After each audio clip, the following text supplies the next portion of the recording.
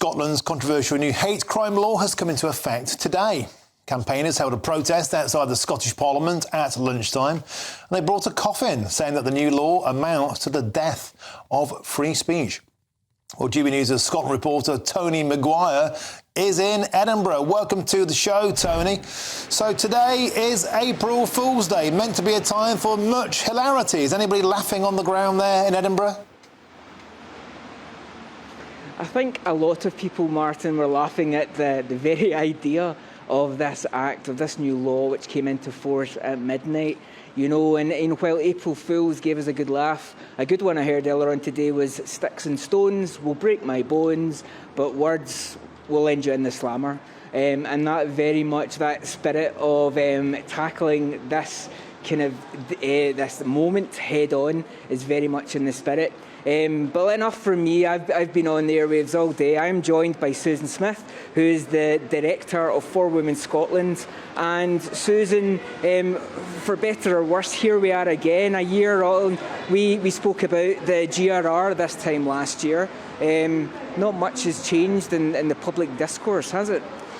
No, not really. But the problem is that now with this new act coming in, there are going to be some people who are not allowed to say what they think. And that even extends to what people might normally think of as the safety of their own home, because there's no dwelling defence.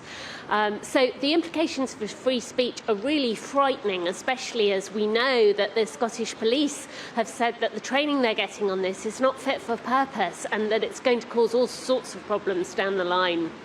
Now, obviously, GRR was a huge story for all of us last year. In a way, Humza Yousaf came in after Nicola Sturgeon, picked up the pieces.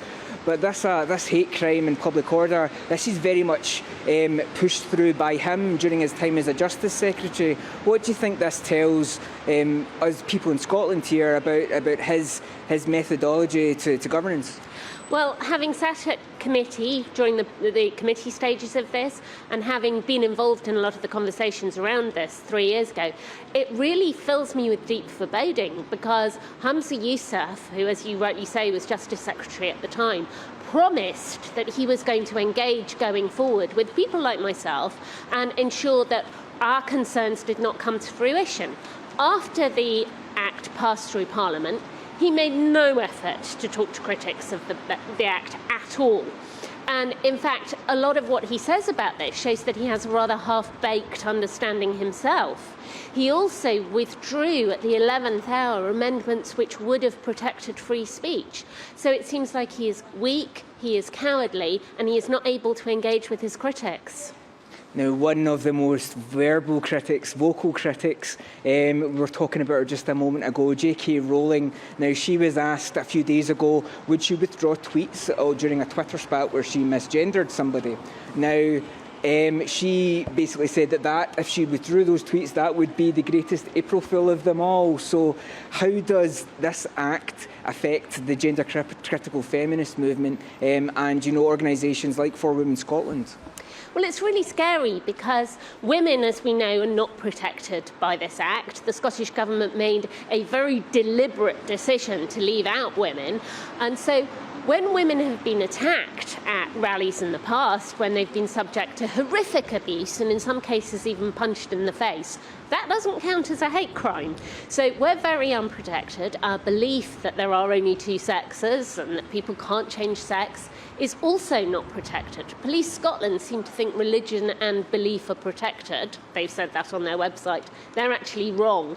I am really, really worried that women are going to be targeted maliciously by some of the activists on the other side, and that we're going to have no comeback and no protection in the law on an equivalent basis.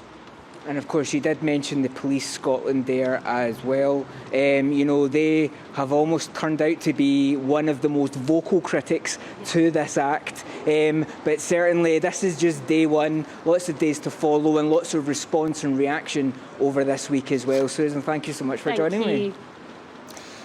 Thank you very much, Tony Maguire and Susan Smith of For Women Scotland, live in Edinburgh. Quick email to read out here on this topic from Crystal. Does this mean that Celtic v Rangers football matches will be held in complete silence then? Or will the police have to arrest the entire crowd? Fair point.